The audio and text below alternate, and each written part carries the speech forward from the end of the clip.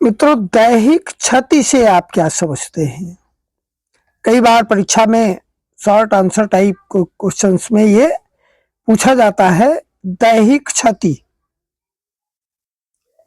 What do you mean by personal injury?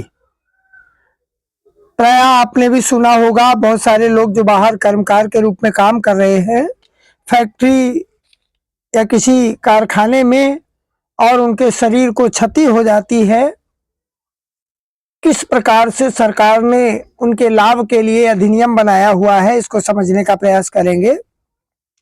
दैहिक क्षति का मतलब है पर्सनल इंजुरी। कर्मचारी राज्य बीमा अधिनियम की धारा 2 के अनुसार, कर्मचारी राज्य बीमा अधिनियम की धारा 2 में दैहिक क्षति का वर्णन है। अनुसार दैहिक क्षति से तात्पर्य किसी कर्मकार की दैहिक या व्यक्तिगत क्षति यानी पर्सनल इंजुरी से है, यानी उसके शरीर को किसी भी प्रकार से व्यक्तिगत रूप से कोई चोट या हानि पहुंच जाए, उसको दैहिक क्षति कहते हैं। जो उसको मौसमी कारखानों से भिन्न किसी कारखाने या स्थापन में उसके नियोजन के दौरान यानी काम करने के दौरान और उसके नियोजन में उत्पन्न होने वाली दुर्घटना या व्यावसायिक रोग के कारण पहुंचती है, चाहे वो किसी प्रकार से शारीरिक रूप से दुर्घटना का शिकार हो जाए अथवा किसी गंभीर बीमारी का शिकार हो जाए।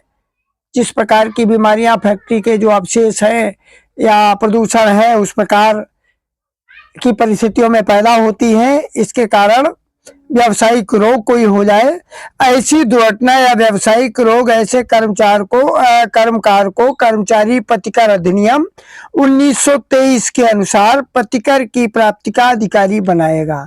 ऐसे लोगों को प्रतिकर की प्राप्ति अधिनियम 1923 के अनुसार होगी और इसको प्रदत्त करेगा उस कारखाने का मालिक, यदि वो 1923 के उक्त अधिनियम के अर्थ में एक कर्मचारी होगा।